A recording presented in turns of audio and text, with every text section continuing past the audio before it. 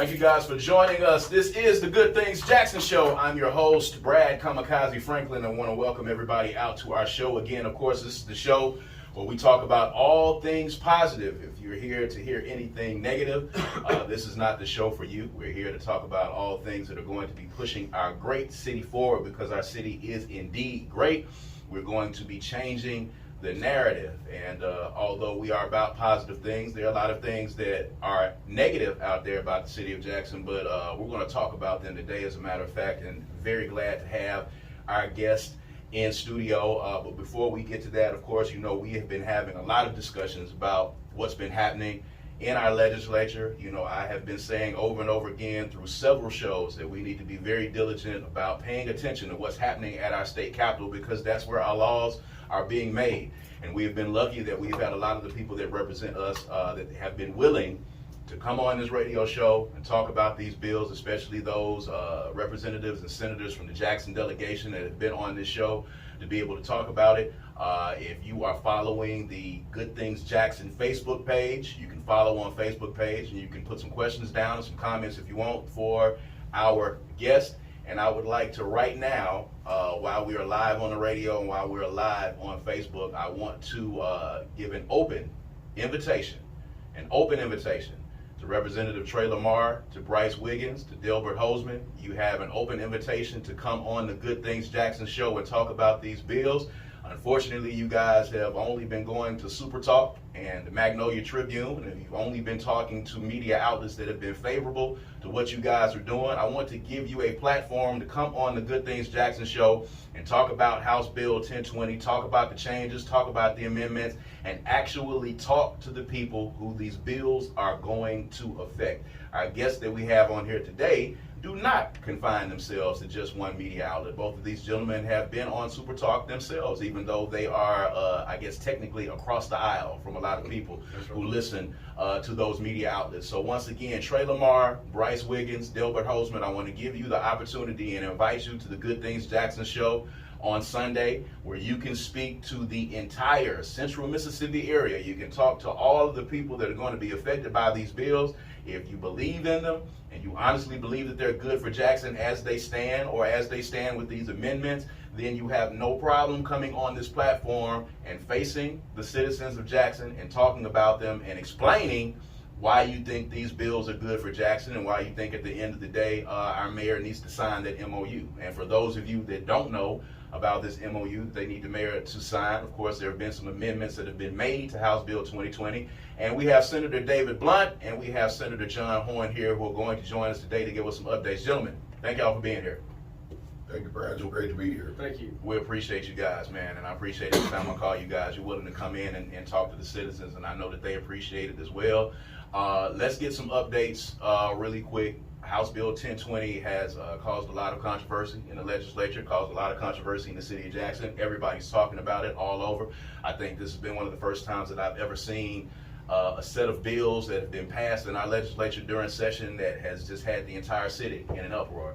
And I feel personally, not putting this on you guys, that you know, this legislature came in session and they had it in for the city of Jackson, and they had it in for our mayor. So we have some amendments to the House Bill 1020, and I'll give you guys the opportunity, now that this has gone through the Judiciary Committee, to talk about what some of those changes are, as opposed to what the bill looked like when it first started. So Senator Horhn, I'll start with you. Okay, thank you, Kaz. And toward your comments about folks starting the session, having an end for Jackson, I've said to a number of different media outlets that this has been the most toxic environment I've ever seen between the capital city and the state legislature in the decades that I've been down there. You know, from what I've read, I've tried to study history, I think it's the most toxic year that we've had ever between the legislature and the capital city.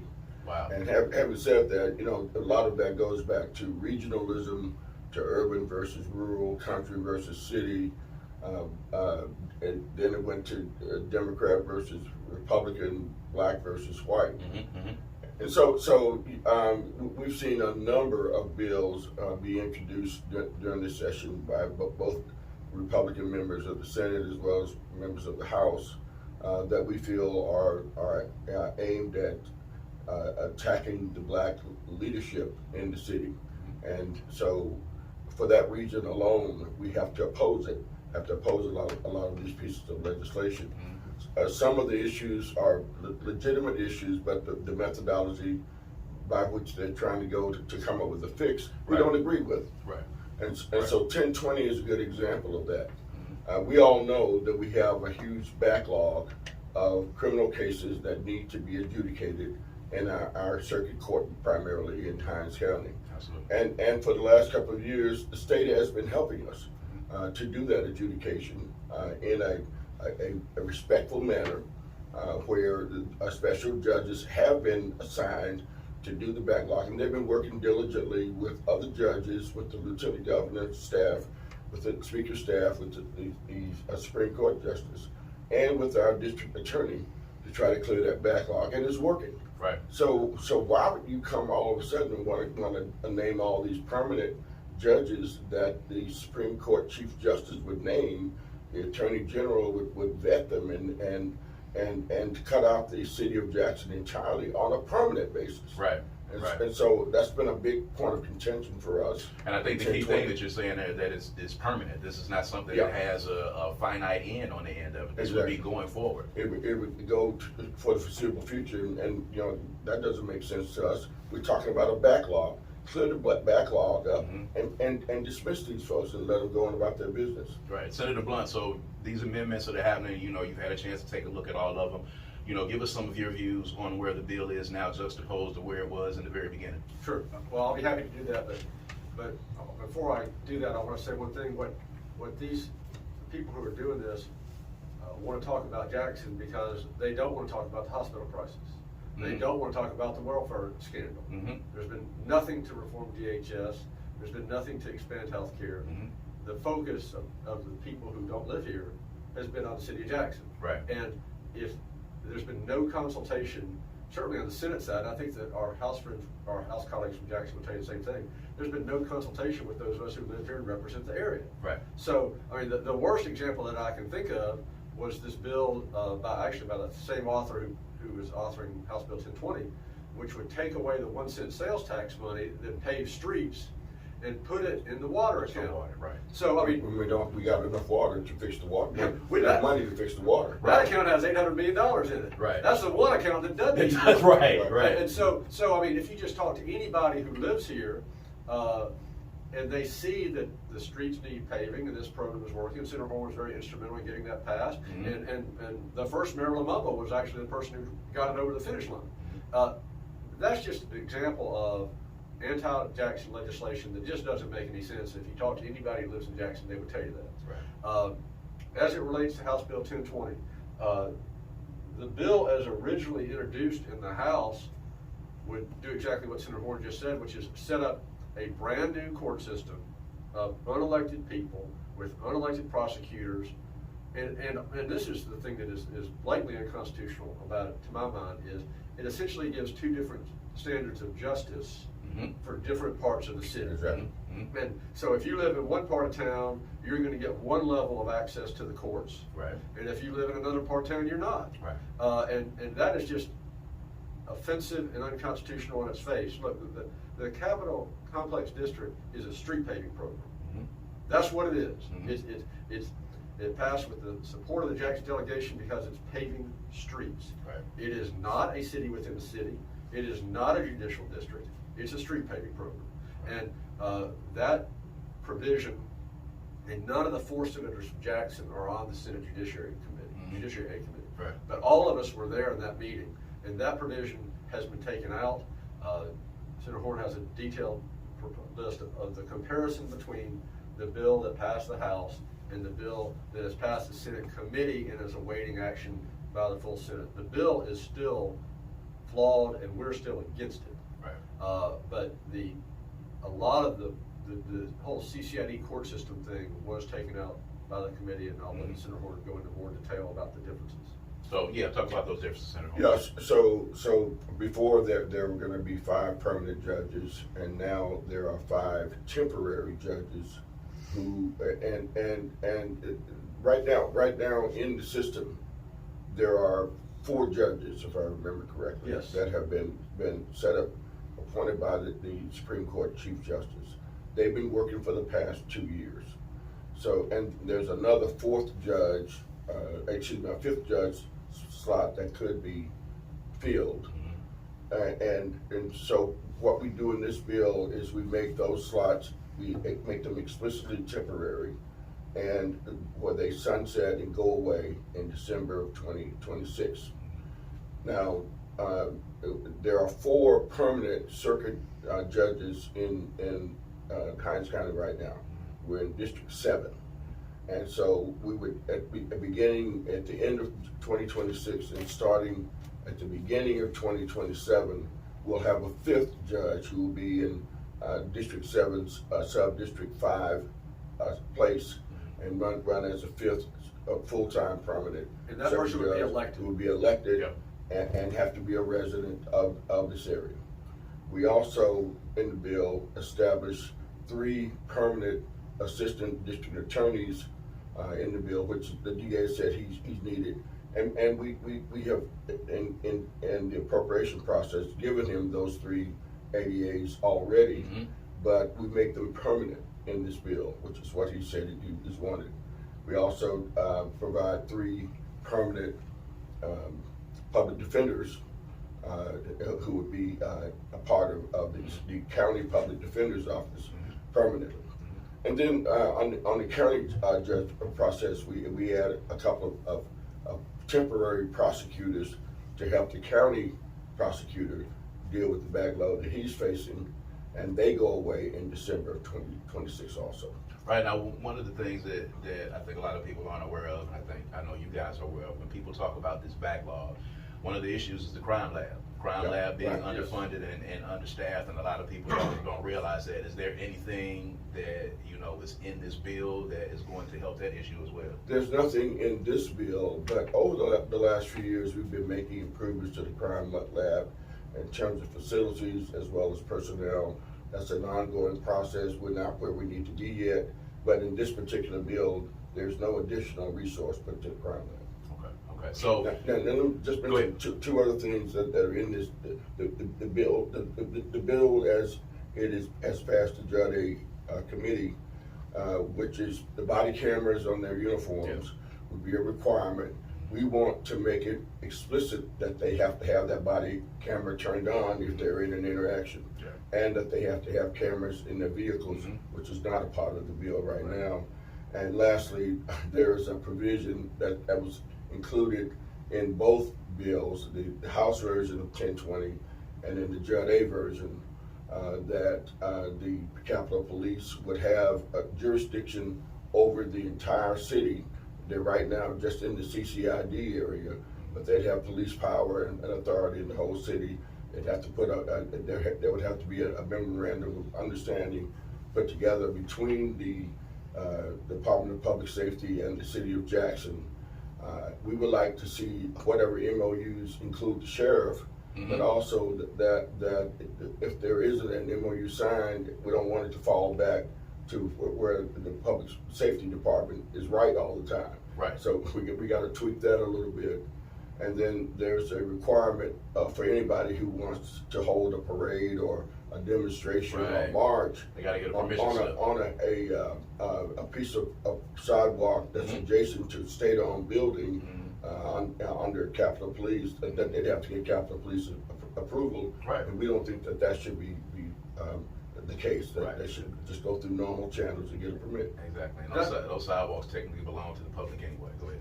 I'm sorry, that last provision has not gotten enough attention. I mean, we had a major rally before we changed the state flag. Thousands of people downtown, peaceful, positive. You know, you shouldn't. This could potentially be chilling on free speech, and that's another provision that people need to be aware of. Yes, absolutely. So this MOU, let's talk about that. That is, you know, caused a stir, of course. They want the mayor to sign this MOU. If he doesn't sign the MOU, then basically, as you said, Senator Horn, these things are going to fall back on the Department of Public Safety, and they're going to be probably the body that's going to win in any type of argument that happens between the bodies. let's just talk about that at face value, and I want to get you guys' opinions on that, because it seems to me that this MOU, having the mayor to sign it, I think this is a particularly specific thing, I think, to say that, look here, we want to do this because we want to visibly show that we are neutralizing your power. But, you know, and as a Jackson delegation, I want to give you guys an opportunity to respond to that. Well, it's the language, and this is new language that was proposed in the Senate committee. It's clearly not a level playing field. Mm-hmm. I mean, it clearly says that if there's a dispute, the Capitol Police are always right. It's Right. basically what it says. Right. Now, that provision needs to come out. We're not where we need to be right now in the relationship between the two police departments. I mean, even if all these bills die, I mean, when I meet with neighborhoods, I met with the Midtown neighborhood recently, I met with the Bellhaven neighborhood recently. Everybody has the same question: is who am I supposed to call? Right. If something happens, who am I supposed to call? Right. And there needs to be improved communication between the two police departments. If there's a traffic accident on High Street, who's going to work it? If there's a business burglary downtown, who's going to work it? All this stuff has to be worked out, but it needs to be worked out between the two chiefs of police of the department. And frankly, I think they're probably going to need some help from the state, whether it's dispatch, whether it's radios, whatever it is that they identify, and they're the pros. Mm-hmm. I understand that that's getting better, but it's not yet where it needs to be, and it certainly needs to be formalized and worked out before there's any talk of this expansion. We do not need to expand until, first of all, the Capitol Police hadn't hired all the people that they were Right. authorized for last year. Right. And I mean, if anybody, I think ought to be concerned about this bill, it ought to be the Capitol Police. Right. Which is to say that their phone's going to start, if this thing passes the way it is right now, their phone's going to start ringing. Mm-hmm. And they hadn't even hired all the people that they don't have the bandwidth to do it right now. And so, right. and they do not. Right. So, but the memorandum of understanding language in the Senate committee version is not equal, and it's not balanced, and it either needs to be removed or fixed so that you've got two police departments on a level playing field who understand who's responsible for what. Senator Horhn, you talked about the toxic nature of this particular session, and this, I think, is one of those issues that you can point to that is showing the level that, you know, we have fallen to. But, you know, when you saw this MOU provision, you know, what are some of your thoughts on that? Yeah, well, I think that if you are going to do a division of labor, everybody needs to know what everybody else is supposed to do. Let's figure out what you're going to do, Joe. Phil will figure out what you're going to do. Tim will figure out what you're going to do. Betty will figure out what you're going to do. Mm-hmm. And you need that to maximize efficiencies over doing this stuff. But you got to enter into it where everybody's on a level playing field. And the way that the nature of this MOU right now does not lean towards any sort of level playing field, and it smacks of paternalism. Mm-hmm. And that's what we've been trying to say to our colleagues with a lot of these bills, not just this particular right. bill, but right. a number of these bills right.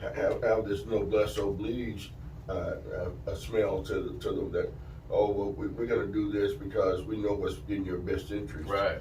And let daddy come in and take care of this and take over and take charge, because you don't know what the hell you're doing. That's exactly. And before it gets too far down the road, right. we're going to come in and let daddy come in and fix it. Yeah.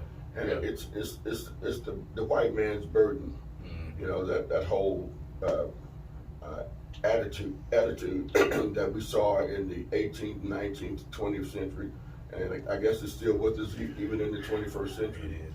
But what I would prefer that we do is to, if we are going to do an MOU, if Capitol Police is with us right now, they're with us right at this moment, mm-hmm. whether we expand their right. authority or their police powers right. And jurisdiction throughout the city or not, and there needs to be a come to Jesus meeting where we say, look, guys, the idea is public safety. Yes. We want to keep folks in Jackson safe. Yeah.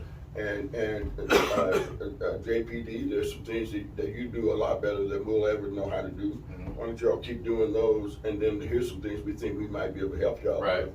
Right. Sit down and like commonsensical people, mm-hmm. work out this thing when 911 hits and it's over here on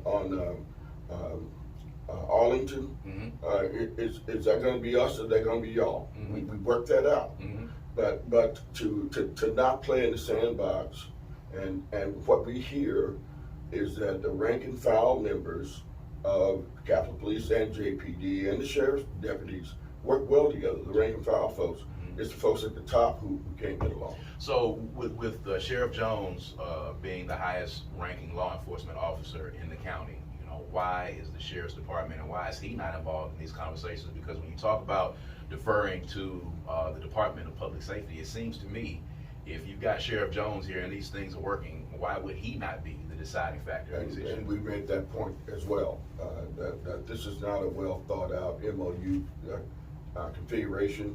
It needs to have the chief law enforcement officer for the county intimately involved. And so if we're able to make some changes, we want to make sure the sheriff's department is included. Senator Blount, I want to ask you because this thing has devolved into, you know, conversations, shouting matches, debates, and it's really gotten down to probably the base level of back and forth between people, whether it be on Nextdoor, whether it be on social media, and it is assembling along lines of race. You know, there are white citizens that are saying that they want something done about crime and that black people, you know, are in favor of and like criminality. And then there are black folks who are saying that this is not fair to us, this is not fair to your constituents that are in South Jackson and the other parts. So when you're hearing these conversations and you're hearing these conversations that have basically broken down into race, and you're working every day with white senators, black senators, you and Senator Horhn are colleagues. You know, I've had the two of you on shows before together all the time. You know, is there any point where we can return from this, where we can, you know, get back to some level of sensibility from this? Well, we need to, and I think what you said is exactly right, and it's fair. And I think part of the reason that we're in this situation is because we are rapidly moving towards racially segregated political parties in this state. For a long, long time, after African Americans got the right to vote, the center in Mississippi was the rural white Democrat. We had Republicans, we had the Legislative Black Caucus, and we had a lot of white Democrats in the legislature. When I was first elected, Billy McCoy was Speaker of the House. We don't have that anymore. You have, it's possible, and I'm running for re-election, hope to get back next year, but if I am re-elected, it's possible that there'll be 2 or 3 white Democrats out of 174 legislators. And there is not a black Republican that I know of holding office, any public office, at any level in the state of Mississippi. And that's not to say that all Republicans are racist or they're bad people, but the fact is, if there are no black Republicans in the legislature, and a Republican legislator will tell you, again, I'm not saying they're bad people, but they will tell you, I just need to win my primary. And I don't, because a Democrat can't win my district. All I have to do is win my Republican primary, and I will be reelected. And they know how many black voters there are in that Republican primary in their district. And so there's either conscious disregard or just cluelessness from having to listen to people who are different than you. Right. I spend hundreds and hundreds of hours every year around people who are different from me. Right. And I listen and I talk to people and I have communication with people, friends with people, have drinks with people. If you're on the Republican side, you just don't ever have to do that. You don't. It's not. Maybe you choose to because you're a good person, but you do not have that political imperative. Right. And so that is really, I think, a lot of why we are where we are. Well, and another to add to that issue or angle with regard to the configuration of districts is we don't have a lot of impact districts. You're either heavily Republican or heavily Democrat. Right. And David, your district is probably one of the 1 or 2 that is an impact district. Yes, that's right. It's 53% black, so you can't get elected only listening to black folks. You can, the numbers are there, but with the numbers being so close, he's got to listen to everybody. Right. He can't take anybody or blow anybody off or Right. disregard the interests of anybody because he needs them to get elected.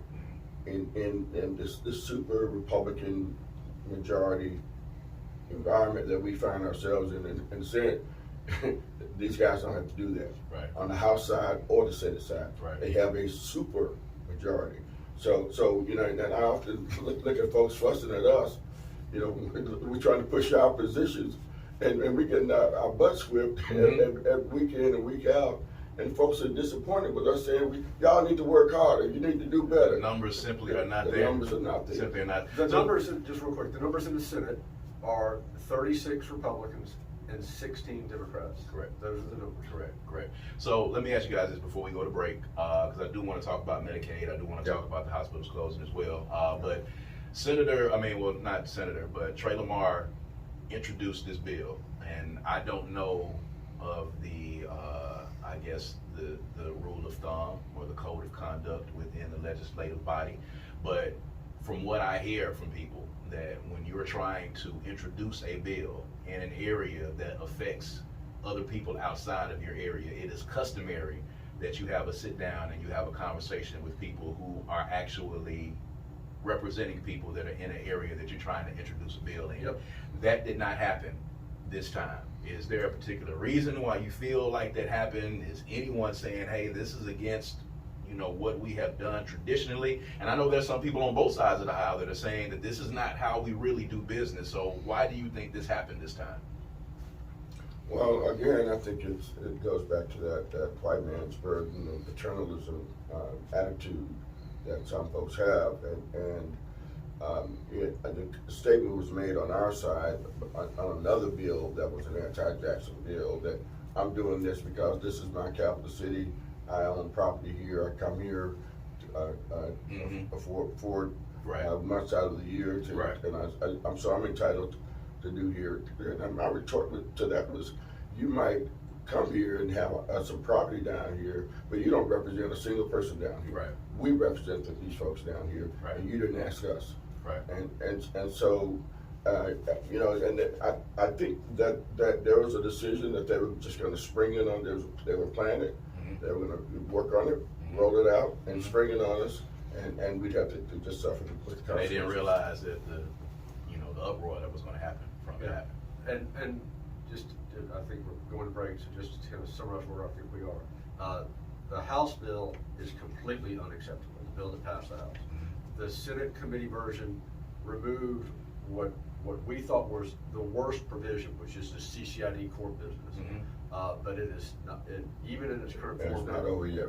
It's not over yet. It's not acceptable, and we're going to be working to change it. And if we can't get it changed in a way that's acceptable, we're going to oppose it. All right, so we're going to take a quick break. When we come back, every single solitary Medicaid bill that came forth before this session was voted down. We got to talk about that. We got to talk about these hospitals closing. We're going to talk about Senate Bill 2889. I want people to get updated on that as well. So we're going to take a quick break, guys, and we'll be right back. This is the Good Things Jackson Show. So is this something? And we're back. This is the Good Things Jackson Show, man. If you guys are just tuning in, I have Senator David Blount and Senator John Horhn joining me in the studio today. We've been talking about House Bill 1020, some of the changes that have been made to that bill, some of the reasons why this bill is so extremely controversial, and you guys definitely need to know about what's going on in the Capitol. And I thank these gentlemen for coming in and clarifying a lot of this stuff. I do want to talk about Medicaid. I do want to talk about these hospitals closing, because I think that is vital as well. It's been overshadowed by what's happening with a lot of this Jackson legislation. But let's real quick talk about Senate Bill 2889, this regional authority that's supposed to be coming in and taking over the water system. We know, as you guys have said, that there is about $800 million in those coffers to take care of that. And again, Senator Horn, it appears that they feel like we don't have the intelligence or the temerity to be able to, handle our own affairs. So they want to put this into someone else's hands. What are the updates on 2889 as you know them to be right now? Well, 2889 has passed the Senate and it's gone to the House. We were able to get a reverse repealer in the bill as an amendment. I offered that amendment which ensures that the bill will go to conference and we'll have some other bites at the apple. We don't like the bill for a number of reasons. It would take an asset owned by the city of Jackson, the Water Sewer Administration, and convey it with no return and no payment, no reimbursement, give it to another authority, which they're calling the Regional Water Authority, the Hinds County Metro Jackson Regional Water Authority, whatever. Right. And that new authority would involve the city of Ridgeland for wastewater, the city of Jackson for water and wastewater, the city of Byram for water. I don't think it touches Bolton or Clinton, David, if I remember correctly. And it would create this new authority that would be comprised of a 9-member board. Right. 3 members assigned and nominated by the governor, 2 by the lieutenant governor, and 4 by the mayor. And they'd all have to be under advice and consent of the state senate. So you're taking an asset that belongs to me and giving it to somebody else. Right. And then you're putting a board together, and I get 4 members on this board, but you get 5. Right. You know, so again, we don't think that that's fair, and we're trying to kill that bill. But here's the other thing that's important. A federal judge, the United States government, sued the city of Jackson. The U.S. Department of Justice sued the city, and it wound up in federal court, and the city cooperated with the suit, and a federal judge authorized the takeover of the drinking water and the billing and collection system for the city of Jackson. So we have a federal conservator in place now, who's working with the city and working with the state to make the necessary repairs on our drinking water system and the billing and collection system. So we already got somebody in charge to do all this, and so why would the state then impose itself in a process that the federal government already has its hands on? Right. And it's going to remain in charge of. It's going to remain in charge of, and all that money that's going to be spent is going to be spent by this conservator and not by this regional authority they're trying to set up. So I think we all expect this conservator situation to last for at least 5 years. Right. So what are we doing? Right. I mean, I think what Mr. Hennepin and the new management over there needs to do is gain the confidence of the people who live here and rely on the water system, gain the confidence of the state, show results. I mean, the ask, if we were here last year, the number 1 priority for everybody from Jackson and every Jackson legislator was the water system. Situation, yeah. But now, thanks to specifically the Congressman Thompson and the Democrats in Washington and the mutual agreement between the EPA and the city of Jackson, we just need to let this guy do his job. Right. I mean, the legislature made no special provision for Jackson last year. Jackson did get some water money last year through the same process that every other city in the state got money. And Jackson got the most money as the largest city. But I mean, other than that, the legislature has not acted. So the ask this year for water was nothing. Right. Just right. He's got money. He has experience. He's under the authority of a federal judge. Right. Let this man do his job. Right. And he's going to be there for at least 5 years. Yeah, and then if he leaves at the end of 5 years, and we're going to lose our asset at that point, we're going to sue. Just like you're trying to take our airport, we're going to sue you to retain ownership of our water sewer administration as well. Right. So you're talking about another 5 or 10 years. Right. So instead, let the guy do his work. Right. He can set up an independent water authority. He has that federal authority to do that. Right. And you look at what the state's trying to do, and it looks like an overreach, a power grab. Right. So I've got a theory, and you guys might have to respond to it because I definitely want to talk about the billing system that he's trying to instill. I want to talk a little bit about this airport really quick. I've got a theory. When Hennepin came into town, everybody was excited because they really felt like he was going to be coming in and kind of spitting a lot of vitriol at the mayor. I think they wanted him and expected him to come in and kind of spank the mayor a little bit from that paternalistic type of thing. When Hennepin came in and actually was kind of using common sense and kind of looking at the situation, and then discovered that, we can fix this by everybody working together. And he wasn't in the media just chastising the mayor. I think at that point, I think that kind of motivated folks to kind of put this bill in place, because again, it goes back to someone trying to chastise the mayor of Jackson, which is really counterproductive at the end of the day. But I digress. Now, I'm hearing some things about the airport again. Is there something about the airport that's on the table again? I'm not, You haven't heard? Not Okay. aware of it. Okay. I was trying to. I've heard some things. Saw some people sharing a few things. I thought they possibly was having some conversations about the airport Well, again. But if they are, they're not talking to us. right. So real quick before, because I definitely again want to talk about Medicaid in these hospitals, but Ted Hennifan's idea of fixing the billing system by billing people by their property values as opposed to their water usage. It's gotten a little brushback, of course, a little bit of pushback. But what do you guys think as a means of trying to come in and trying to right this ship? What do you think about that idea? Well, I think for the short term, I think we don't need to change governance. We don't need to change. He needs to build credibility and do his job, and that means. So I would suggest not making any changes. Getting the meters fixed. Ultimately, I think water should be based on usage. I represent fair. A lot of people I represent the city of Byron, and Byron gets its water from Jackson, and I represent neighborhoods in Byron and Willow Bay and Fox Run who have been getting an unfair water bill for years, Right.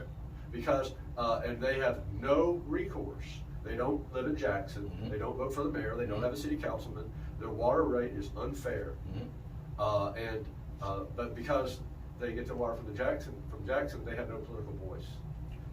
And so I think everybody ought to pay what's fair. The bill that passed the Senate, and we all voted against it, says that you have to base water rates on usage. Well, how do you do that when you don't have working water meters? Right. It literally doesn't work. Right. I mean, if you get somebody who gets a bill and their bill says $500, so you're telling me my bill's going to be based on this bill you sent me that everyone knows is incorrect and not accurate. Right. But the law says it has to be based on what my bill says. I mean, it doesn't even work. Right. So that's something that we're going to have to continue to refine. Yeah, I think the credibility of the existing system is what's at play here. You cannot trust the billing that you're getting. Right. It may be too little, maybe too high, or too low, or too high. If you get a bill at all. If you get a bill at all. But basing it on property value is a non-starter, in my opinion, in this community. It pits the haves against the have-nots. I think we've got to come up with a more democratic means of attaining a billing system. We just tried to improve the billing system last year, within the last year and a half. Spent another $55 million on new meters, and they don't work. And they don't work, right? Right. So we've got to fix it, and maybe every household just gets a flat rate until we figure out this metering system and how to get a solid bill. And again, if you talk to people who live here, we would have told you that the bill that passed the Senate would prohibit that. It doesn't. That makes sense. So a bigger issue, and I think a really big issue that has been glossed over is the fact that we have people in rural communities that are going to be without hospitals, flat out. They're closed. Absolutely. This is an issue that has kind of been glossed over by a lot of people. I don't think it's been addressed. Of course, a lot of these Jackson-centric bills have done that. Kind of update folks, because I don't think a lot of people are understanding what's happening out here. I have family members that live in rural areas of Mississippi, so this is very, very important. People not being able to get primary care, and if something happens to them in an emergency situation, they're not going to be able to make it to Jackson. Well, I'll just say that. I'm sorry, if I could real quick, because I'm about to run down. Yeah, I got a neighbor meeting South Jackson. I got to be out. Just quickly, I'll turn it over to Senator Horn. The most important issue long term on the state of Mississippi, number one by far, expand Medicaid. It wouldn't fix all of our problems, but if you ask any hospital in Mississippi, what's the first thing we should do? That's what we should do. So, what's the issue right now with them expanding Medicaid? They shut down everything. They refuse to do it. They shut down everything. Well, there's only one person, one single individual who can expand Medicaid in Mississippi. That's the governor, and he won't do it. So, what is the alternative now? I mean, you know, Well, people are calling you. What's the alternative for people that are living in rural communities right now, and they've got hospitals that are closing? You know, what can they do? What we're talking about is not even a Band-Aid. You know, it's one of those little round Band-Aids. The little small ones. The little For a small little small one. cut. Yeah, right. What the legislature's talking about is putting a little small round Band-Aid of $80 million on our healthcare crisis and our hospital crisis. Not even going to make a dent in the solution. Right. And so the hospital association had said to us, look, you can cut some of our taxes. We can tighten our belts with more collaborations on our purchase power by collaborating more with other smaller hospitals, with the big ones, or we can expand Medicaid. And so our response is, we're going to give you an $80 million pool of money to help with some of your crises. We can get at least $1 billion per year, $1 billion per year if we expand Medicaid. And the match that will be required, normally it's an 80-20 match. We get 80% from Medicaid, and we match it with 20% of our dollars. We don't have to do that match. I believe if we sign up in this window of opportunity, we still have that 3-year grace period where we don't have to come up with a match. Right. And then it's up to 10% every year thereafter. Right. And our state economists, not Tennessee state economists, Mississippi's state economists, has said that the expansion of Medicaid will pay for itself. The additional jobs, the additional doctors you're going to be signing up,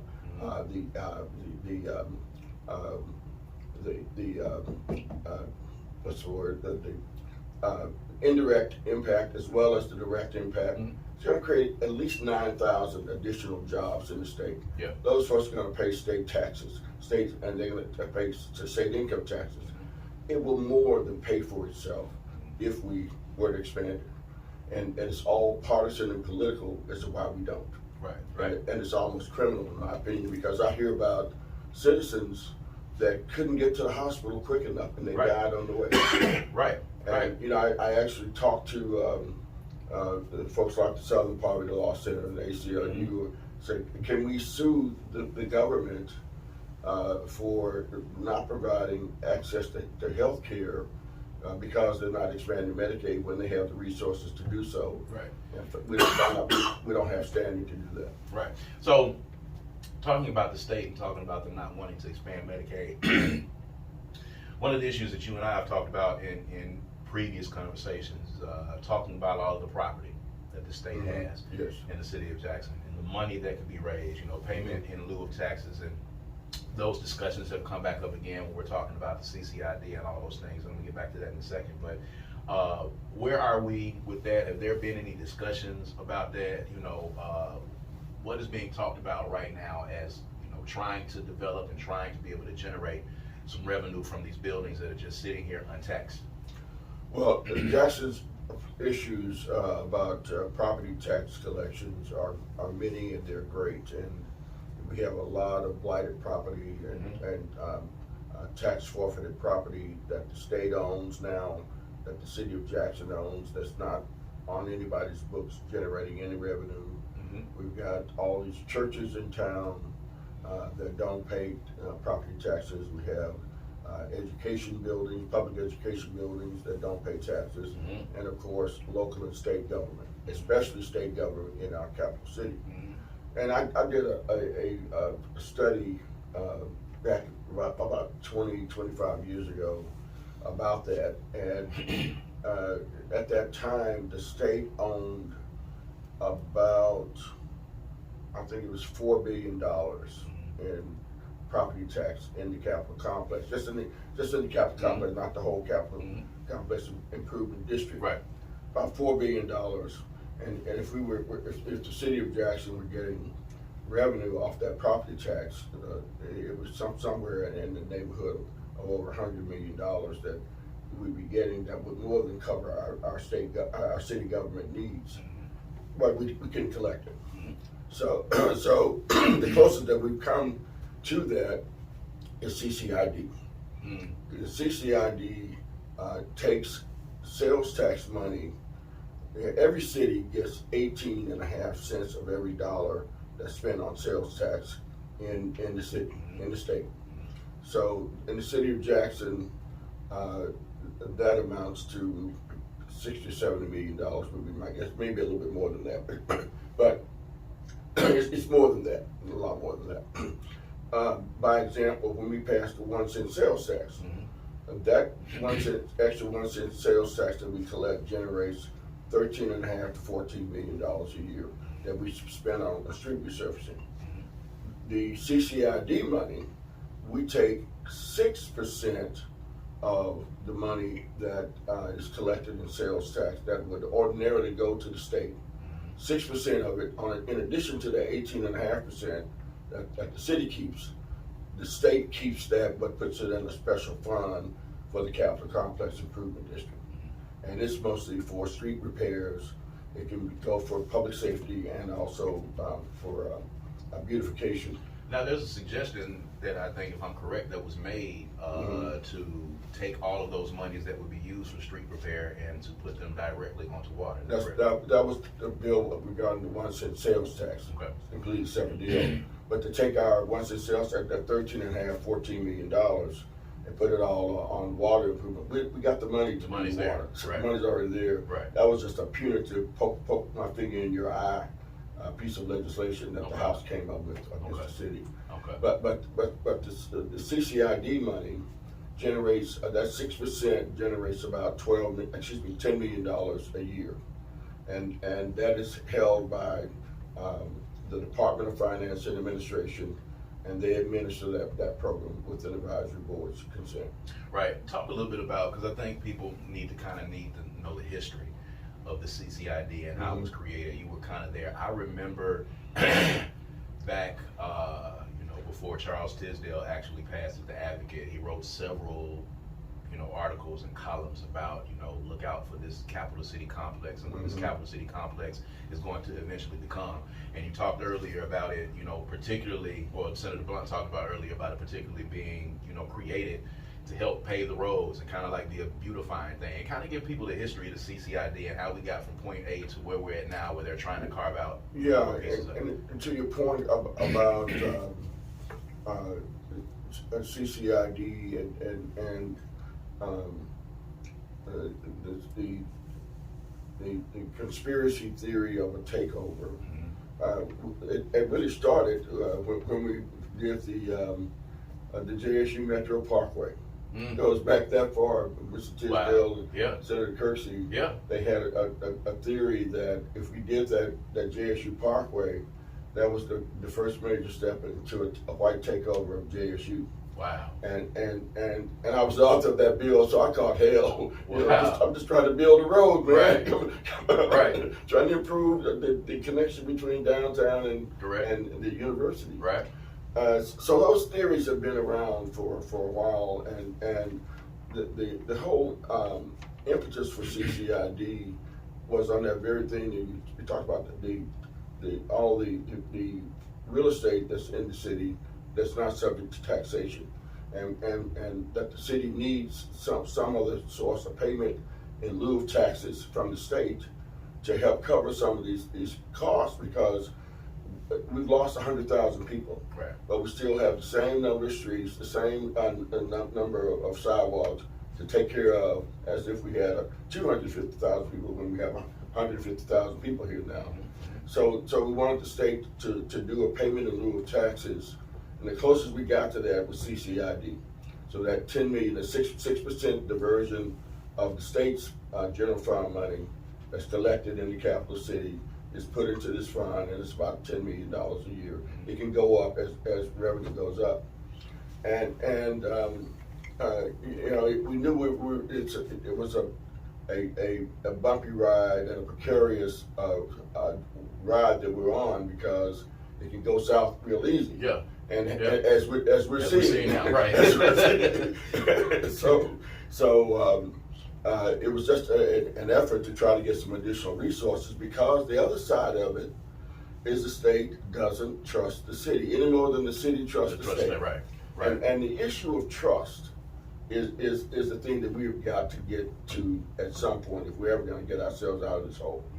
At some point, the state of Mississippi has got to get past two things. One is inferiority complex. Right. We are on the bottom, and we like, for whatever reason, we like being on the bottom. Right. And we do everything for each other and to each other to stay on the bottom. The second thing is the lack of trust amongst blacks and whites, amongst old people and young people, rich and poor, Democrats and Republicans. All of that, right. There's no trust. Right. And we're not going to be as great as we could be until we establish that level of trust and self-belief. What do you think can happen to, maybe foster some of that trust? Because it seems like right now we're going in we're going the opposite direction. And A lot of these guys just going to have to put down their guns and sit down and talk. Talk to our city leaders and find out what they think they need the most to bring the city forward. What kind of resources do you need? Not do I tell you need, but that you're telling me that you need. How can I can't pay for your police department, right? But I can pay for equipment. Yep. In the police department, and that frees up money that you're going to spend on equipment to paying better salaries. So why can't we sit down and talk our way and work our way through to solutions like that? Right. But it's gonna have to require communications. Now, we have a governor who has done almost everything he could to hand folks issues to run against him. He cut out folks' unemployment benefits when we still have federal benefits. He cut out rental assistance, cut out utility assistance. He's not giving any additional benefits to TANF recipients, even though you have more than enough money. Child care vouchers. You want to expand Medicaid. So if we don't have enough to rally around with this particular gentleman, and he's shown his unwillingness to sit down and have real communication with you, and likewise, the mayor needs to put his guns down and sit down and be willing to have serious negotiations with folks. Not that you're going to give up what's yours, but I'm willing to sit down, and maybe there's some areas where we can work together. Right.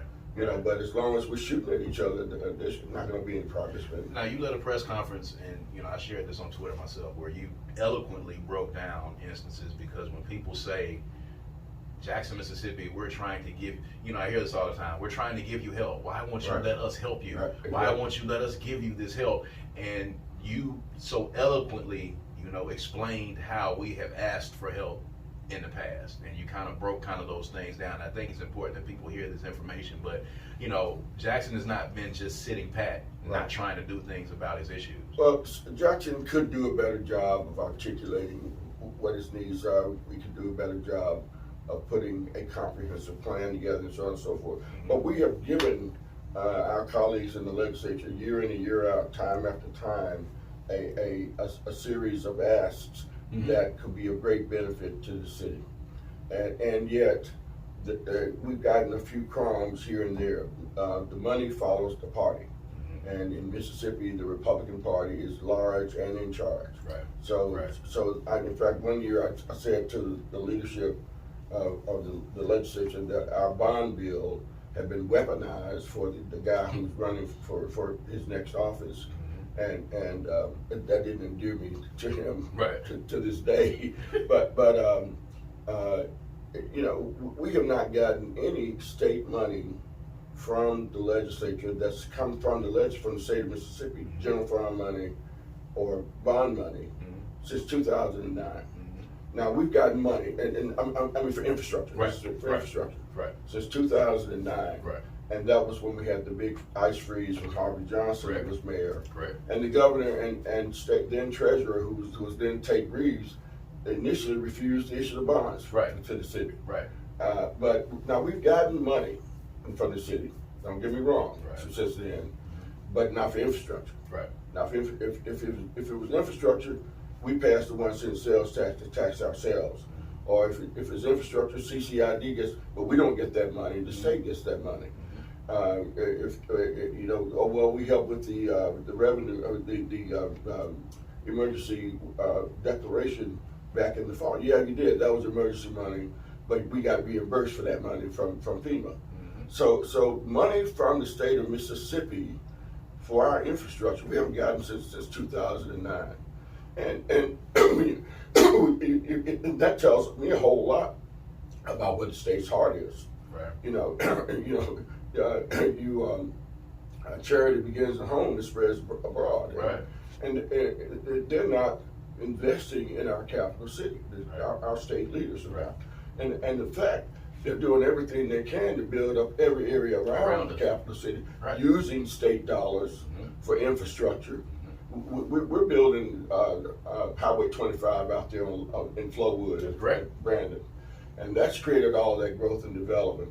The Reunion community up north in Madison, Highway 51, Right. we're building those roads. Right. The state of Mississippi, your tax dollars are going to those roads, That's correct. but we can't get a dime to repave I-20. Right. That they put that new bridge out there, but then you get into that new bridge, man. You might not even make it to might the not bridge. make it to the You new might not even make it to the bridge. bridge. Real quick, What so happened to the rest of this? So 36 to 16 Yes. right now is how the numbers exist in the Senate, and the Democrats are just completely outnumbered.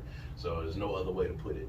Lines are being redrawn every day. Senator Blount was saying, I think they're trying to fix it so that we just have black Democrats and white Republicans. But what can be done at the grassroots level, Senator Horhn, and you're experienced in this, to try to even up those numbers, get some fresh faces, some fresh energy, possibly running for offices. What can we do to kind of, fix those numbers? A lot of our folks don't believe that a phone call matters. But picking up the phone to call a legislator about an issue matters. But don't call the folks that are already on your side. Call the other folks that are against you. Right. We get folks preaching to the choir all Right. the time, Right. and they could be spending their time much more valuably than calling somebody that they need to convince. That's key. And then we have the numbers to change this state right now. We got to get organized. We got to get active, and we got to follow up. We got to do what we say we're going to do. There it is. Senator John Horhn, I thank you so much, as always, for coming in and enlightening the people. I think these are issues that definitely need to be talked about. Senator Blount, I thank you for coming in as well. He had to leave a little early to go to another engagement. I think he had like maybe 2 or 3 engagements today, so I appreciate him stopping by. But keep your eyes on House Bill 1020. Senator Horhn, I'll definitely be reaching out to you to get some more information as is necessary, and we thank you guys for at least standing on that wall and fighting for what's right in that body. And we're going to continue to try to keep bringing you that information here on the Good Things Jackson Show. So for everybody here at 97.7 WRBJ, it's been the Good Things Jackson Show. I'm your host, Brad Kamikaze Franklin. We're going to see you guys on next Sunday. Peace and power.